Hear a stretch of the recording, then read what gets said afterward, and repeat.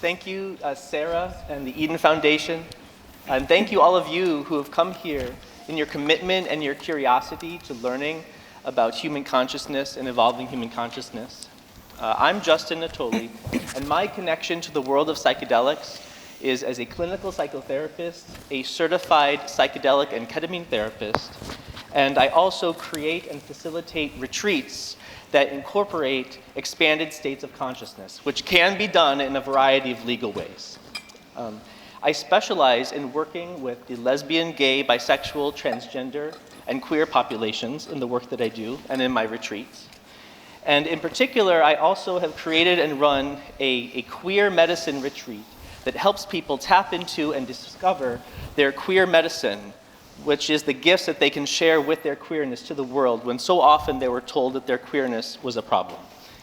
I also serve on the Chacruna Institute for Psychedelic Plant Medicines, Women, Gender Diversity, and Sexual Minorities Working Group, where, among other things, I facilitate a monthly queer psychedelic integration group where people from all over the world can gather together and talk about and integrate their psychedelic experiences in a queer positive setting.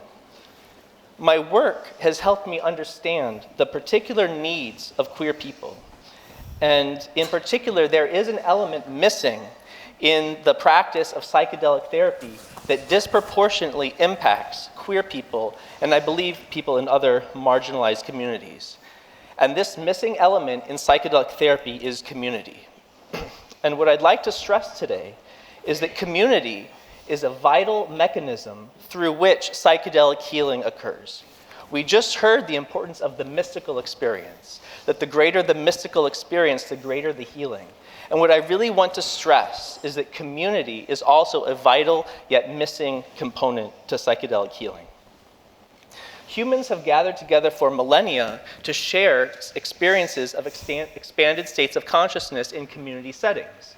Indigenous populations today and throughout history consume their sacred medicines in community ceremonies. And even in more modern days, think of the AIDS crisis, where gay men gathered together to dance while taking psychedelic medicines, and this helped them manage the trauma of AIDS and losing their community. And even without the use of psychedelics, community amplifies expanded states of consciousness. Think of sporting events or music concerts or protest marches. As powerful as community is, unfortunately, it just isn't part of the legal practice and study and training of psychedelic-assisted therapies. The traditional protocol is you have one participant who's being supported and guided in their psychedelic journey with one or perhaps two guides or facilitators. People need to go underground where it's not regulated in order to add this vital community element to their psychedelic therapy, where in underground ceremonies, they usually happen in groups. Before the ceremony begins, people gather together in a circle and share their intentions and what they hope to get out of the ceremony. Then when they take the medicines, they do it together, so it is an individual experience, but in a community setting. And then after the journey is over, again, people tend to gather in the circle and share and integrate their experiences with each other. Very often, these underground ceremonies occur multiple times over a series of days. So people who began as strangers can form these deep, intimate relationships with each other. And when these ceremonies happen over time, a spiritual community forms. Or even if people aren't taking medicine together, right? If people form a community where they share and integrate these experiences, now you have the support of a community with your psychedelic work.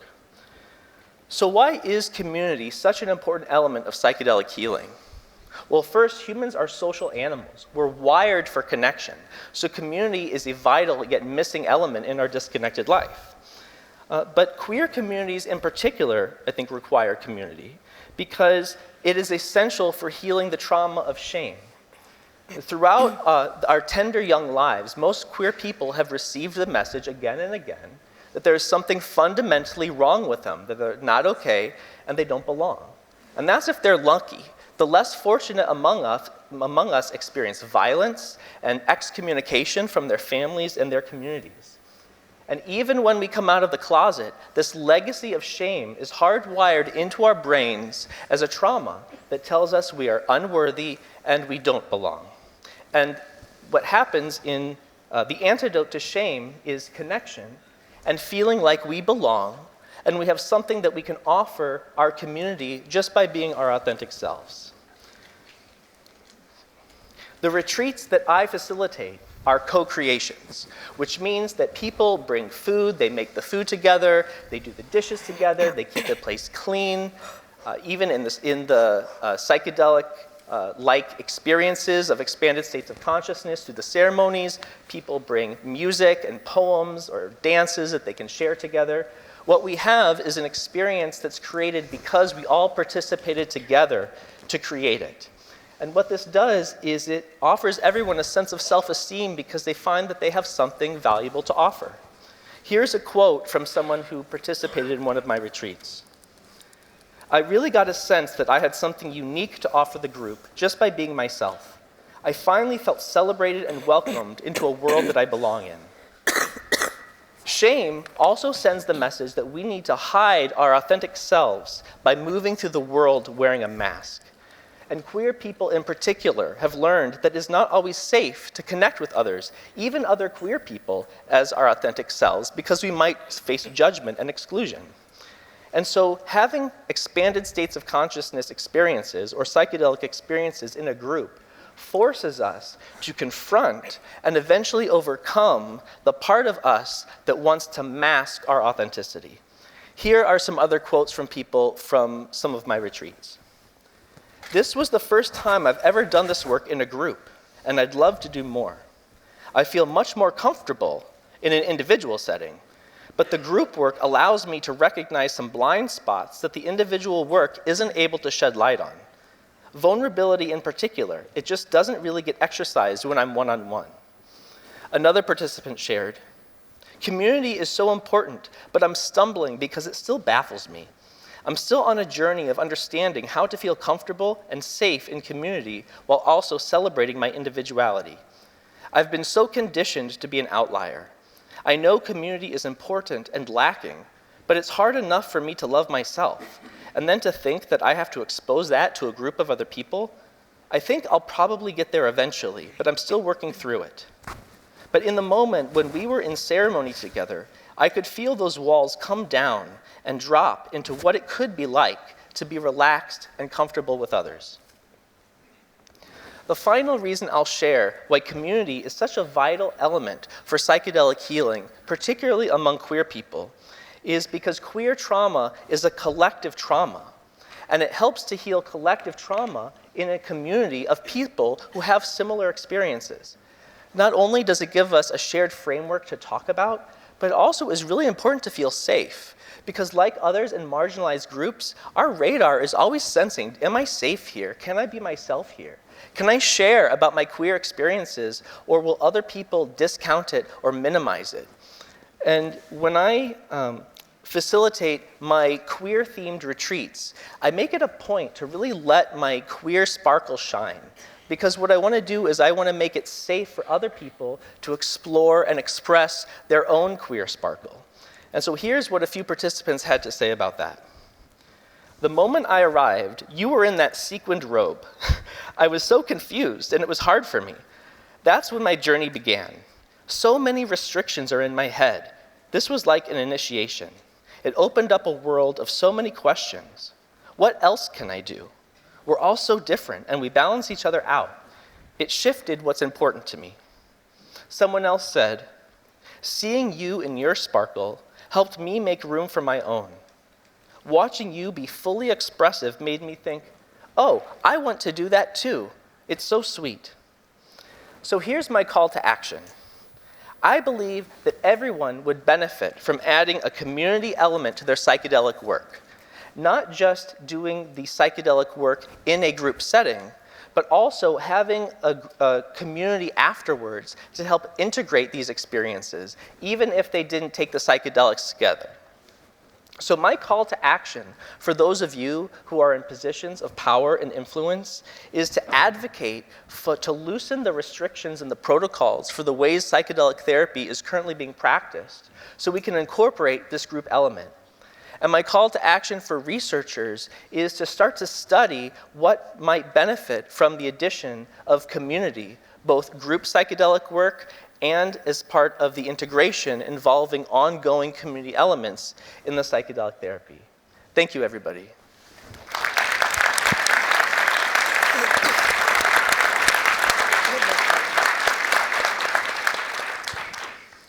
Hi, I'm Clancy Cavnar, and I'm part of Chacruna.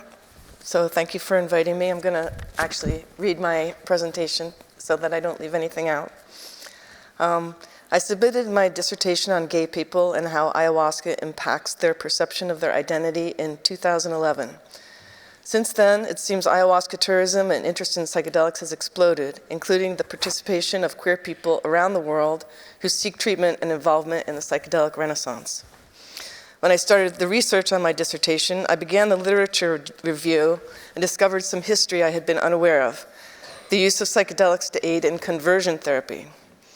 When they first appeared, psychedelic compounds were tried as remedies for a number of mental health conditions, resistant diagnoses we know today they have the capacity to heal, such as depression and addiction. In the 60s and up until 1974, homosexuality was considered a mental health disorder as classified in the Diagnostic and Statistical Manual of the American Psychiatric Association, which is used for insurance billing and official diagnoses. Experiments on gay and lesbian patients to change their sexual orientation, known as conversion therapy, took place in the United States, France, Canada, and England. Just to give an idea of the breadth of experiments of published reports, we can note that Richard Alpert, later known as Ram Dass, performed an experiment giving 200 micrograms of LSD to a gay man in an effort to change his orientation, and included a sexual encounter with a woman as part of the therapy, which he later concluded was partly successful. Andrea Enns reports in her dissertation about conversion therapy conducted in Canada at the Hollywood Hospital, a therapy sought by desperate individuals living in a place and time where homosexuals were being harassed and jailed. Stanislav Grof, an emeritus of the psychedelic movement, gave LSD to men who wished to change their sexual orientation. Masters in Houston claimed that, in their experiments, peyote increased the masculinity of their gay male subjects, including a deepening of the voice and better posture. This conclusion reveals the stereotypical thinking of heterosexual researchers considering queer experience from the outside and projecting their own assumptions on their subjects. In 1962, Martin gave a treatment of many low doses of LSD to a group of gay men and claimed that 7 out of the 12 left homosexuality behind, with only one slight relapse in a 3 to 6 year follow-up. Zoe Debus wrote about experiments with mescaline and LSD in the 1960s on 2 French teenagers, saying, quote, "Huge doses were used in this experiment in 1960. About 1,200 micrograms of mescaline and 800 micrograms of LSD were injected, and then they, the practitioners, just observed the patient for some time, but there was no psychotherapy. In comparison, oral recreational doses usually range between 300 and 500 micrograms for mescaline and 100 micrograms for LSD. This continued for 118 days and was not successful in curing the teenagers of their homosexuality." Stafford and Golightly in 1967 reported LSD therapy for homosexuals in the 1960s. They concluded that their subjects would either be cured or feel at peace with their orientation after the treatment. They suggested LSD could be used to treat other conditions such as sadomasochism, fetishism, and transvestism, all sexual paraphilias regarded as mental health problems at that time, considered similar to homosexuality. These reports seem today reveal the search to cure something that is not a sickness, an effort to control an aspect of nature so it will conform to social and religious expectations. More than that, it reveals the hand of the patriarchy reaching into the minds of individuals to push them into conforming with the status quo. All else is sickness to be eradicated. If it is a sickness of the mind, then what better tool than psychedelics to break into the inner sanctum of the self? The other side of the story can be seen by looking at the history of the use of psychedelics by queer people on their own, administered by friends at parties or ceremonies in secret. The literature on how psychedelics has helped with self-acceptance and healing for gay people is now abundant, including our book, Queering Psychedelics, and visible at our conference of the same name, as well as in numerous individual stories in print and online. My own dissertation contributed to this literature, and my findings were that not one of my 18 participants felt worse or had doubts about the naturalness of their sexual orientation after drinking ayahuasca. In fact, several felt healed of the effects of homophobia on their lives. One of my favorite quotes uncovered when writing my dissertation is from an article written by a transsexual woman who wrote that she and her friend, a pre-op transgender woman, had agreed to take LSD, and at the peak of their experience, they agreed that they would look at themselves naked, side by side, in a full-length mirror. Quote, "We would look to see whether we were monsters or whether we were God's beautiful creatures. And through the wide open doors of perception, we saw the truth. We were beautiful." As my fellow panelist presents, the queer community has always been at the forefront of trends and has not been afraid to break rules, as for so long, the rules were seen as barriers to love. In the 70s, the Coquettes and the Radical Fairies, groups comprised of gay men and other nonconformists in gender and lifestyle, lived psychedelic existences for others to see and inspired dreams of freedom, community, and exploration that often seem blocked for queer people in the heteronormative world. Today, we are poised to begin the medical treatment of people with psychedelic compounds. If we don't wish to repeat past mistakes that projected prejudices and assumptions onto the queer population seeking treatment, we need to keep in mind that this is a community that is often traumatized and shamed for its identity. Queer people have higher rates of suicide, depression, and substance abuse than the general population, with 40% of gay and lesbian children having considered suicide in the year 2020, and non-binary and trans children raising the statistic to 50%. In the same year, 1 in 3 LGBTQ children under the age of 18 reported having been physically threatened or harmed as a result of their sexual orientation.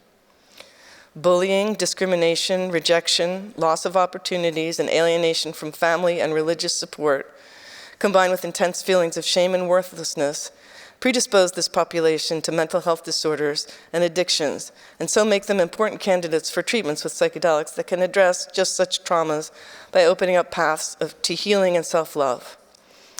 But how to include this population in research and treatment? Despite the chorus that appears whenever differences are noted around psychedelics, claiming that this is divisive, that psychedelics teach that we are all the same, and that selecting certain groups for certain treatments betrays the promise of unity inherent in the message of love that psychedelic brings, and so forth, there are legitimate reasons to treat people who are differently. For reasons pertaining to heteronormativity, standardizing treatment for a theoretical average patient somehow results in a noticeably white, straight, Western, and male approach. African Americans have had a history of betrayal by medical institutions in the United States and were subject to experiments that harmed them without their knowledge. The challenge of the medical community is to invite these wary people into engagement with promises that cannot be broken of trust and respect.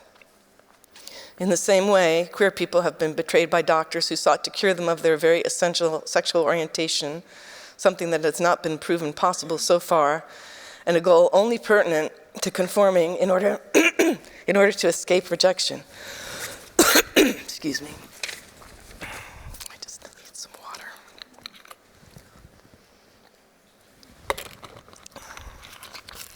In order to make psychedelic treatment available to the queer population, we suggest including discussion of a patient's sexual orientation at intake at clinics where psychedelic therapy is offered.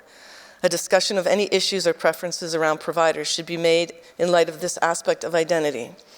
Queer clinicians should be trained and made available to increase the likelihood of trust and understanding, and heterosexual clinicians treating this population should be trained in relating to queer populations by, for example, showing respect for clients' indicated pronouns and feeling comfortable and having the knowledge and ability to work with a wide range of identities and orientations. Offices should present visible signs that sexual orientation and gender identity are respected, such as rainbow images or statements posted explicitly welcoming queer people.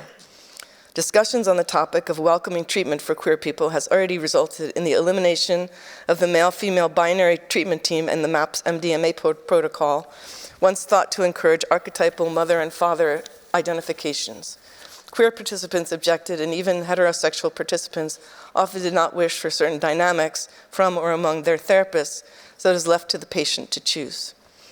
Past research has cast doubt on how straight researchers will treat gay identity, so including queer researchers in queer research also makes sense. Keeping statistics on queer participants in research will also lead to increased proficiency in treating this population. Listening to what queer people value and acknowledging that it is not always the same as what straight people want is important. We are not all the same. Even in the queer community, the differences are vast. Clinicians need to understand and respect their patients' identities to engage them in treatment, especially when grappling with their most intimate consciousness on psychedelics. Finally, I want to comment on the possibility of change. The darkness of the patriarchy has twisted humanity into a caricature of bullying and greed. Psychedelics are one road to opening hearts and healing the wounds it has caused, but only if they are used with this intention. Commercial interests and venture capital money are rising in a giant wave as humanity grasps at plant medicines and chemical compounds to heal it of the wounds of this very patriarchy. Can the beast eat the magic mushroom that will transform it into a Buddha? Or will the beast transform the mushroom into a food that makes it grow even bigger and stronger?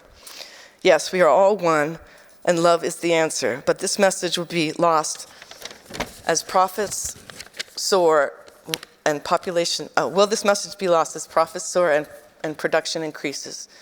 Will they really be giving MDMA to cure the soldiers of their PTSD so they may be sent back into the field to kill again? Or will psychedelics truly revolutionize our consciousness and save humankind from the death grip of the patriarchy? Stay tuned. Thank you.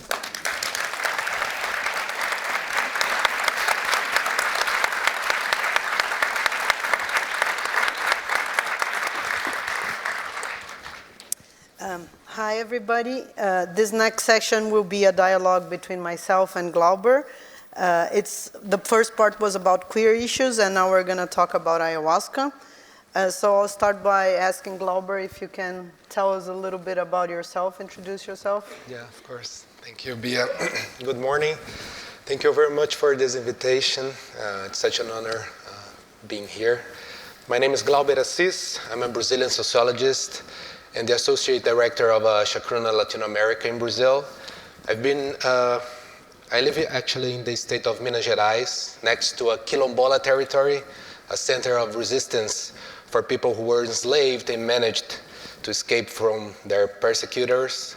I've been researching ayahuasca for at least 12 years now, and I have a PhD that is about the worldwide ayahuasca diaspora, taking as my main case study the Santo Daime religion. So in the last 10 years, I've traveled several times to the Amazon region, where I had the opportunity to conduct field research and ethnography in indigenous and rubber tappers communities. And I have an ayahuasca center in Brazil, and in recent years, I've been trying to support some indigenous leaders in some of their projects, and since then, my main focus of interests is the indigenous uses, cultures, and cosmologies of ayahuasca and sacred plants. I'm also the father of 3 children, and all of them were born under the light of ayahuasca, and today I'm very interested in the emergent field of parenthood and psychedelics. So thank you very much, and Bia, can you tell us a little bit about your story? Yes, my name is Beatriz Bia Labate, or Bia, my nickname. I want to salute the organizers and all the people of this land and all the beautiful lagoons and mountains, and to say that it's such an emotion for me. I told the flight attendant, I'm going to Iceland. Do you realize what that means for a Brazilian? And it's like so like far away for us, and it's so nice. Like if you study psychedelics and you stick to your projects, maybe you end up going to Iceland someday. It just feels like a peak for us to be here with our team, and so I'm so happy, and at the same time terrified of the snow and of the winter. I don't know if they have psychedelic studies for that. Yeah, I'm an anthropologist. I have a PhD in anthropology, and I have been studying ayahuasca, peyote, sacred plants for the last 26 years, or started 30 years ago trying mushrooms and ayahuasca, and have focused on plant medicines, shamanism, ritual, religion, drug policy, and social justice. And I am executive director of the Chacruna Institute. I'm also public education and cultural specialist for MAPS. And I sit and participate, I guess, in 12 organizations and have been very involved in the field. And yeah, here to talk about one of our favorite passions, ayahuasca, plant teacher. So thanks again for being here. Yeah. And we are here at this amazing event. In the Western world has been talking more and more about ayahuasca as something that goes mainstream. So Bia, what is ayahuasca and how it is different of other psychedelics? What do you think about this, and what is the role of Chacruna in this psychedelic renaissance? Okay, the Chacruna Institute is dedicated to creating public education. We are focused on Indigenous reciprocity, and we're using a term that we call psychedelic justice, which is to give voice and power, give visibility to minorities, so queer people, Indigenous people, women, people of color, in general, people from the global south, people with an accent. And we're dedicated to elevating these voices and protecting the cultural traditions, the plant medicines and cultural traditions around it. Ayahuasca is, of course, hard to define in 5 seconds, but it's a sacred plant for Indigenous people throughout the Amazons and also non-Indigenous on different countries. I guess the main point I'd make in this short introduction is that it's considered by a lot of people that drink it a plant spirit, like not just a substance, but something that deep inside has life like humans. So it has intention, it has a personality, it has a subjectivity, it has an agency. And if you're able to do certain diets and follow certain protocols, you can see the true nature of these plants, and you can learn from them. You can communicate with them. You can, they can teach you. They can punish you. They have their idiosyncrasies. They are like humans in the sense that they have their ways, and by ingesting them, you become a little bit of them. They become into you, and you gain that sort of spirit, and you're able to see this world beyond, the world, the invisible world, the world of the spirits, the world of this non-humans, the world of the ancestors, the world of the dead. And so it's like ayahuasca is not just a property, it's not just DMT, it can't be reduced to a single molecule. And I guess the main difference is that this idea that you have a drug with a property plus setting, which is the kind of dominant narrative of psychedelic science, it doesn't really apply to ayahuasca. Ayahuasca is not a sum of properties plus setting. It's related to territory, it's related to identity, it's related to culture, it's related to music, to ancestry, to language, to transmission of knowledge. And in many cultural settings, it's the very way we became humans and gained consciousness and appeared on the planet was through consuming these plants. And so they are central to our identity. And something like that. I'll go back to you. Okay. And talked. I was talking about Chacruna and our mission and our project. How do you understand the idea of decolonization? We often talk about decolonizing knowledge, and is it possible to decolonize ayahuasca in the psychedelic renaissance? Can you talk about Chacruna's Indigenous Reciprocity Initiative of the Americas? Yeah. I think this is a wonderful challenge, actually. And today we know that psychedelics can help many people deal with the problem of depression, for example. And of course, this is something amazing. But if millions and millions of people today are depressed, this is not only a matter of individual problems. This is also a social problem. This is also a civilizational problem. And the word psychedelic means mind manifesting. But some indigenous people don't like this word very much, because for them, as Bia said, ayahuasca is a form of manifestation of other beings than us, of our relations with human and non-human entities. Ayahuasca itself has its own agency. It's an intelligent being. And for them, ayahuasca is also about kinship. So perhaps another good name other than psychedelic would be something like nature-delic, the nature manifesting, or kindelic, as some indigenous group have recently suggested. And I had a long journey from Brazil to here. My baggage was lost.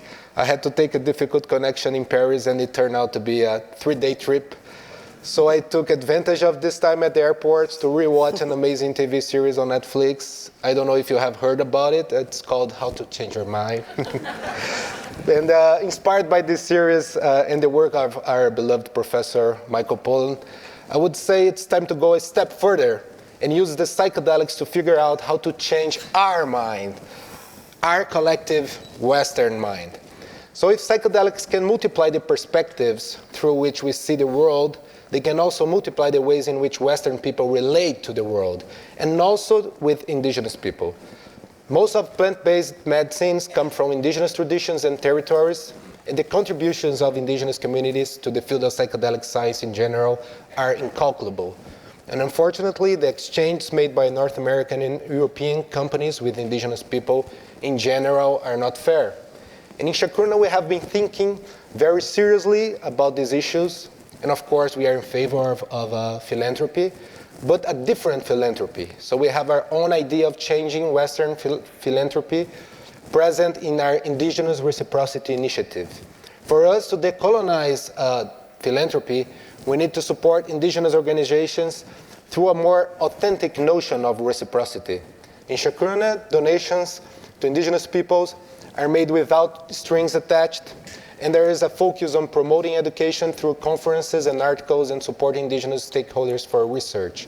It is important that we think about alliances with indigenous people beyond the current models, such as the Nagoya Protocol, for example, and understand philanthropy beyond financial donation of money only, and give the protagonism of decision-making to the local leadership themselves. By recognizing the power and importance of indigenous worldviews, we do not limit our ability to access these plants. On the contrary, thus we have the chance to have richer and more meaningful experiences and relationships, which can honor all the potentialities and benefits of these plants that have been attested by mainstream science. In general, we can say that the diplomacy of the ayahuasca indigenous peoples is about the notion of summa causai, buen vivir, good life, which promotes abundance and is open to exchange and alliance building. So decolonization of ayahuasca and sacred plants is not about taboos or interdictions, but about respect, diversity, and reciprocity. And the indigenous people need to be the protagonists. It's time for giving them back, to acknowledge them, to honor them, to respect them and their traditions. In giving them something back, maybe we are also receiving something very important back that can be an important part of healing not only individuals, but healing society. And to do this, we need to recognize that not everything connected with ayahuasca is about light, healing, solidarity, decolonization. So I want to ask you, Bia, can you mention some of the problems and challenges regarding the use of ayahuasca and plant medicine in the 21st century? And what does Chacruna to help people and communities to solve these problems? Yeah, I like to say, the genie is out of the bottle. Ayahuasca really left the Amazon, and we can't think of a strictly indigenous only setting anymore. It's been really globalized, internationalized, or there's a diaspora, wherever you want to call it.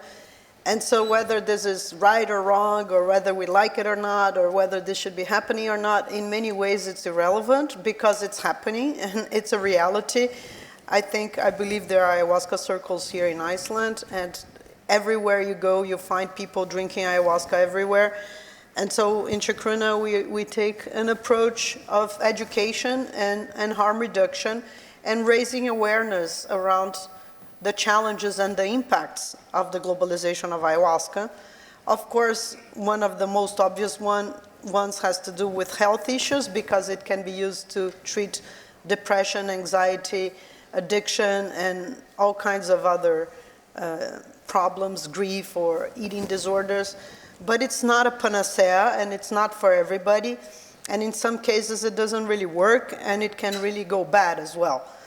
So you have to do proper screening, you have to do proper follow-up, and certain mental health conditions are not really recommendable to use ayahuasca, although there is, of course, disputes around which ones. But it's very important to be taken seriously with all the sacredness. I think that's something that prohibitionist discourse failed to understand, which is the fact that us, the consumers, the supporters, are the most interested parties in having this expansion happen orderly and smoothly. And I'm speaking to the health authorities, the public authorities that might be present. And also, the other thing that we have to take to acknowledge is that, like in any setting, like if you go fix your car or if you buy a product, there's always charlatans and there's always opportunists. So there's always people that are going to try to take advantage and that have misrepresent their credentials, have poor training, and are like oriented towards gain and to taking advantage. Unfortunately, the problem of sexual abuse is real. We have said it's prevalent. That created a lot of fuss in the ayahuasca community. How do you know how prevalent it is?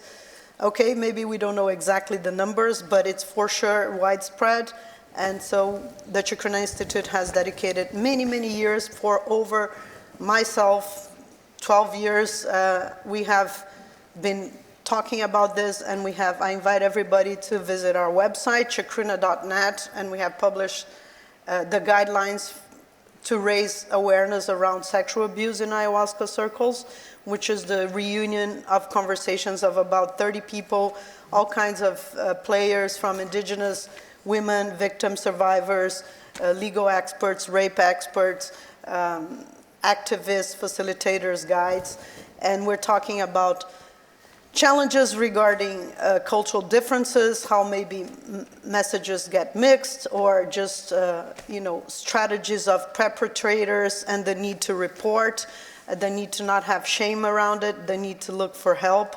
That's really important, and just to be prepared to get informed, to research where you're going, and to try to go with a friend.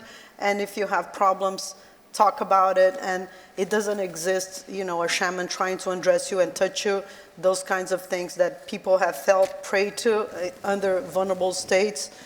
The other problem that exists frequently, and we have to also do something about, is the problem of the sustainability of the plant medicine. So the components of ayahuasca, there is, again, a kind of predatory relation where we think nature is an object to serve us, and we see ourselves as superior to nature and outside nature, and we can dominate it and use it for our own benefit.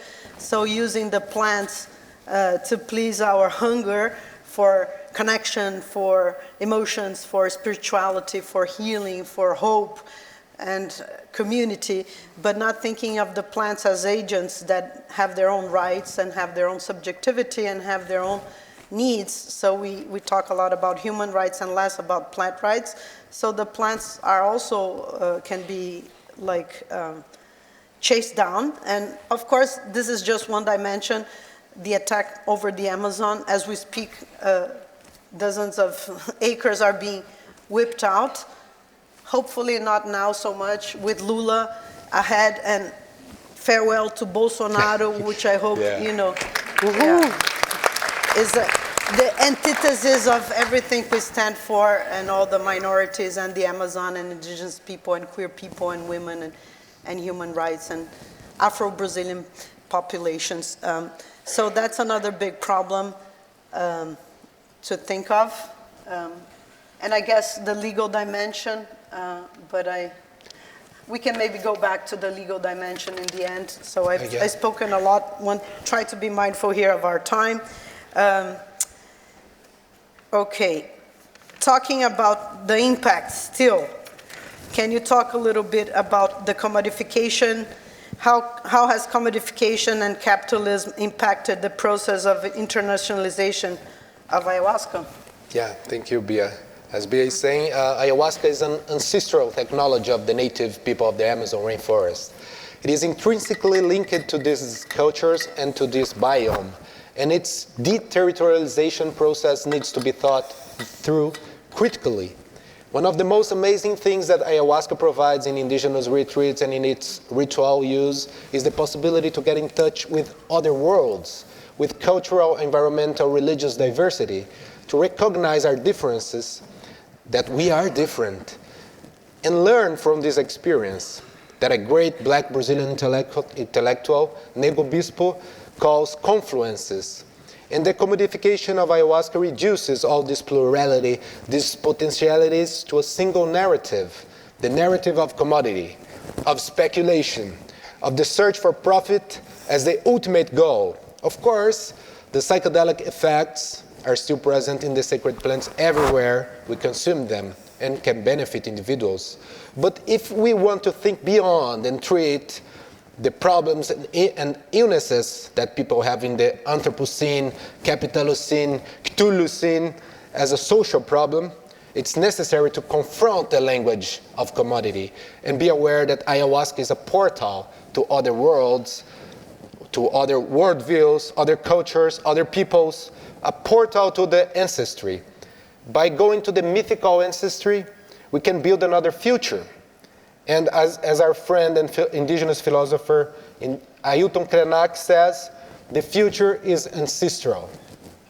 So when we allow ourselves to experience ayahuasca and other sacred plants with humility, with the respect of someone who is entering a sacred universe, a sacred dance, we can enjoy very beautiful things that cannot be turned into commodities. One of my, I'm going to share something very personal, because one of the most beautiful experiences of my life was the birth of my daughter, exactly 6 months ago. And my wife and I had hired a nursing team to assist us with the home birth, but we were unable to connect with them just on the day my wife went into labor. So we were quite worried as the labor progressed. So we decided to go to the hospital. But before we went, of course, we took a dose of ayahuasca and prayed, because we are both part of an ayahuasca religion of Brazil, and in our tradition we believe that ayahuasca is a very important friend at this special moment. There was no time to get to the hospital, and my daughter was born on the way, inside the car, in the city downtown, and ayahuasca gave us the confidence we needed. Ayahuasca gave me the confidence to help my wife and be literally the midwife there. So we were there in a very difficult situation, a very simple car, downtown, in the middle of the traffic. But we were there, we were united, we were together, having the ayahuasca guidance. And then Yara was born, and this kind of experience cannot be turned into a commodity. That's one of the reasons why we need to protect not only scientific research, but also ayahuasca traditions. It's far beyond the very important clinical trials. But now we have reports of backlashes happening in relation to the use of ayahuasca in the West, especially in Europe. So I want to know, Bia, are you following the situation? What do you think about it? Yes, and I just want to make a disclaimer. As executive director, we're not recommending you to drink ayahuasca and go have your babies. Just for the records. I know Glauber's wife, and I was recently drinking ayahuasca with them. I want to invite everybody to visit the Chacruna table, where we hope we're going to share with some of you rapé, tobacco snuff that we brought from the Amazon, and other things that we brought from our indigenous friends that we're sharing, part of our project as Chacruna Institute. We were trying to launch today to make a big splash, but we haven't yet. This paper in support of the situation that is happening in Spain where a YouTuber, somebody infiltrated some ayahuasca groups and was filming secretly for months, and then he was found out and denounced, and he ran and went to the police and claimed that he was being kidnapped by a dangerous sect and handed all of this in. And somehow this became viral, and the video has over 600,000 views. And the authorities have started to raid and invade ceremonies, so with machine guns and pretty brutal. And there has been a huge backlash in Spain. Parallel in Europe, there's also been a lot of backlashes. France has always been one of the hardest countries. Italy, Italy and Amsterdam and Holland had backlashes around ayahuasca. France, Spain. So we are publishing an article that is acclaimed for public support against demonization of ayahuasca practices, which is in fact demonization against minorities, against the other, against what we don't know, it's a prejudice towards the unknown, the non-familiar. So the narrative is a variation of what we've seen around. Either it's called like a very dangerous drug and that is causing you hallucinations and that make you lose your mind. All of this has a matrix. Of course, we know in religious and moral dogmas that come with Inquisition towards the Americas. The other variation is to say that this is not a religion, it's a dangerous sect, that people are brainwashed and that people lose their families and there's financial gains and you manipulate people. And all of this is really not true, and it's the results of all of this deeply ingrained prejudices that come with the colonization of the Americas towards of the sacred plant, towards the traditional use of sacred plants by its original inhabitants. And it's a real shame that this is happening, and we're writing a letter. We have about 100 signatures, and we're publishing this and making a call for people to stand against this. So I want to thank everybody for being here today and open the mic and have some questions. And yeah, thank you again.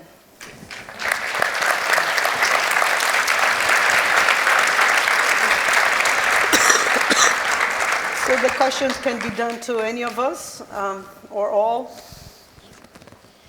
Thank you all. What a beautiful presentation. I am Deas Wandrea Pennington from the United States, living in France, and a psychedelic therapist and certified and all that. I have a question for you, Bia, and I have a lot of clients and followers online who come and say they want to go sit in ceremony with ayahuasca. I've sat in ceremony with beautiful ayahuasqueros here in Iceland as well as Peru, and so people think they should ask me, should I go and do it?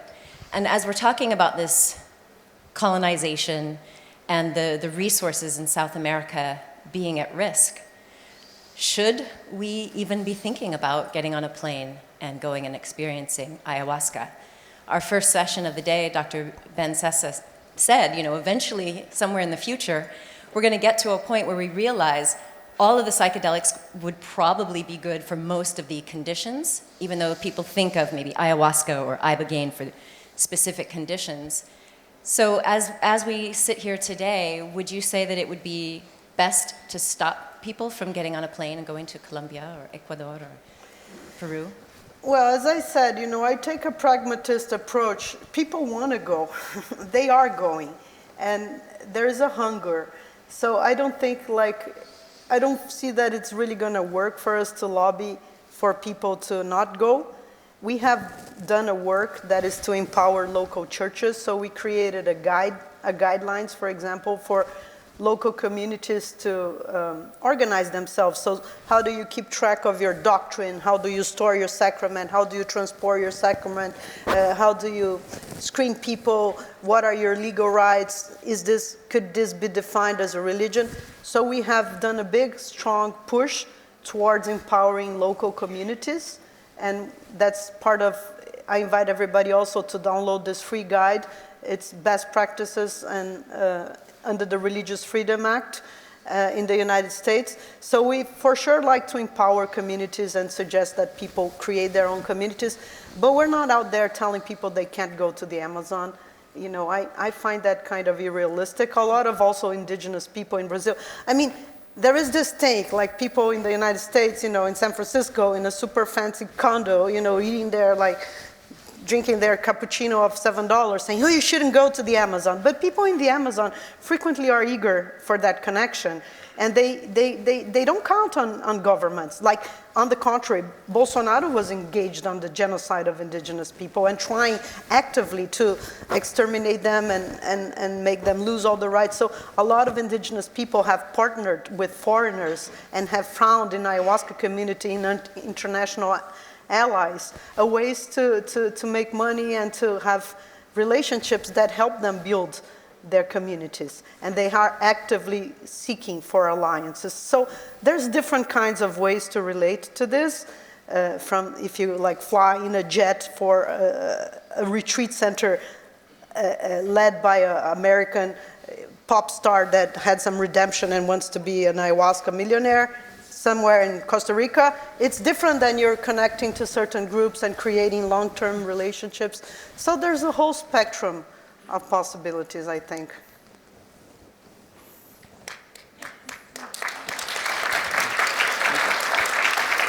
Yeah, you.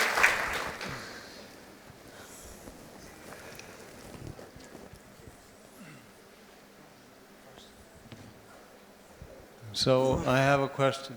So I've heard words like we're talking about education and stuff like that. I'm curious to know, what will the medical establishment do to shamanism? Will shamans who are not educated by college, will they eventually be pushed out in the West?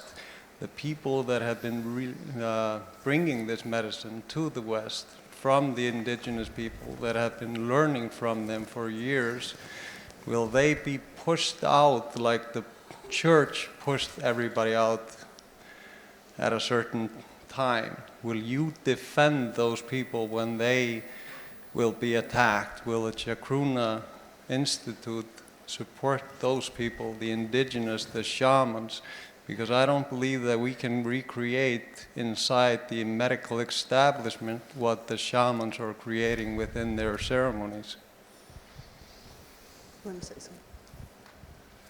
Well, I'll kick in here just to say that I don't think that's going to happen. I don't think that, especially ayahuasca, like they're taking a lot of different plant medicines and trying to see if they work for different medical treatments and in experiments, but I really don't think ayahuasca can be corralled like that. And that idea of set and setting that Glauber was talking about, like it's a bigger thing, and it can't be extracted. And then, so I will say that I know that Chacruna is already defending people who want to practice with ayahuasca, and not based on having an academic degree or any kind of certification, siding with indigenous people who, most of whom have never been to college.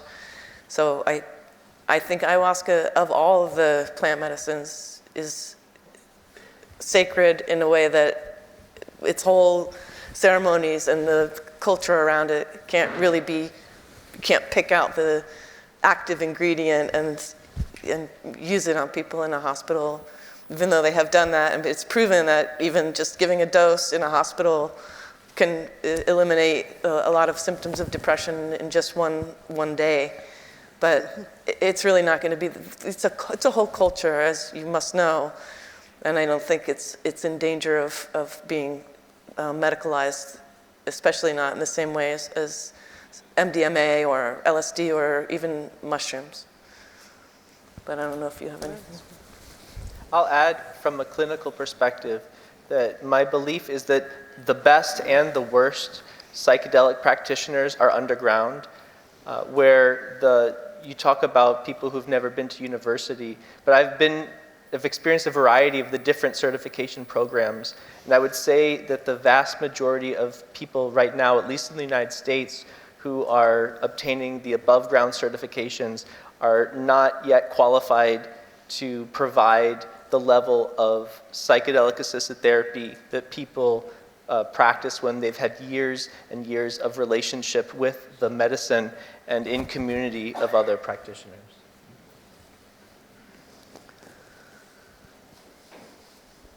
Hello, and thank you for a moving presentation. My name's Sarko. I'm from Boston, Massachusetts, and I'm a working police lieutenant and a psychotherapist. Would it be helpful if that letter hasn't been released and sent to Spain to have 300-400 more signatures on it? And if it would, how can I at least add one? Well, thank you for being a police officer with this mindset. We need more police officers like that.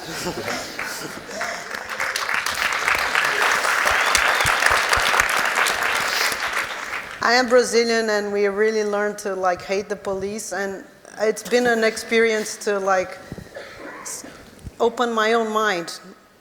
And I think that we really have it comes down to we really need to talk to each other, and there's good people everywhere, and there's problematic people everywhere, and there's shameful anthropologists, and there's police officers that are taking a stand. So I just really want to celebrate that and honor your presence here, and hope that more of your colleagues take this, and for sure we'll get in touch and make a way to get those signatures. Thank you very much.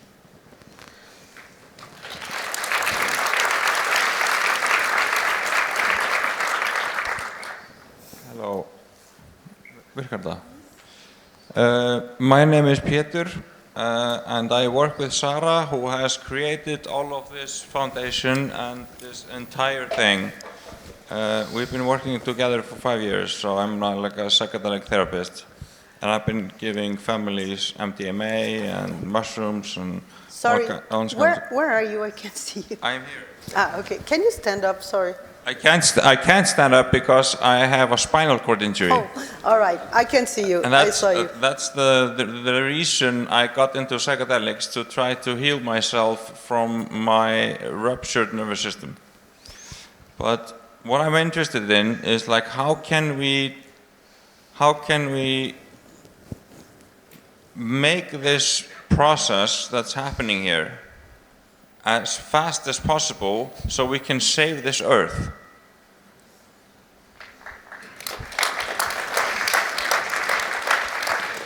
We need a higher level of consciousness, and these medicines, we know that, all of us here know that they are capable of assisting us in doing that, but we have to change our entire society to save the planet. How can we do that as fast as possible with these medicines?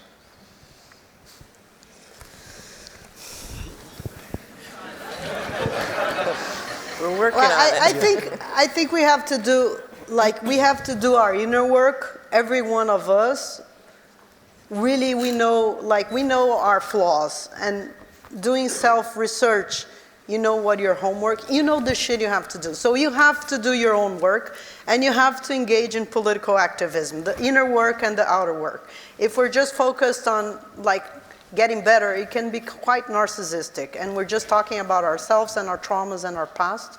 And so you have to engage in your communities, and you have to create also a revolution. And I think what we're trying to do here is to talk not only about the betterment of the self, but is how do psychedelics help us, sorry, she's my wife and I love her, put down the patriarchy. She has been talking a lot about the patriarchy these days. So how do we use psychedelics to support minorities, to support queer people, to give power to those that are in the fringes and the margins?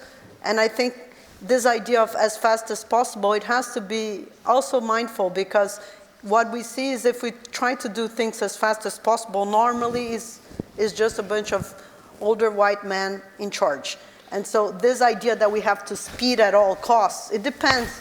We like to say in social justice that none of us is free until all of us is free.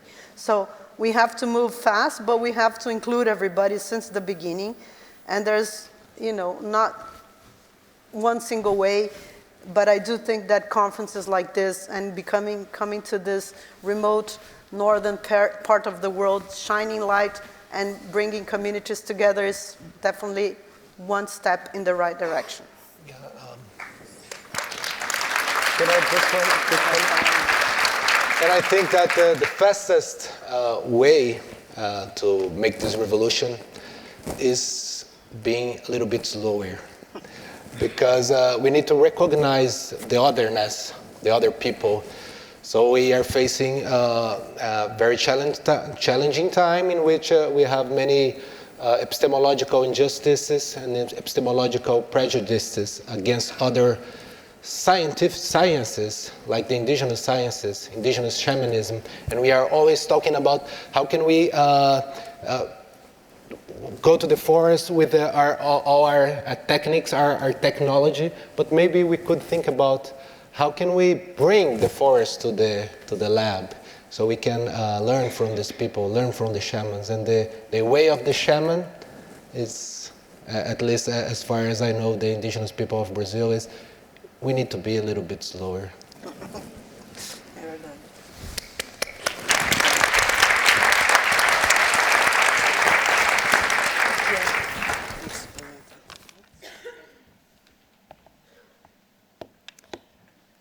Well, thank you.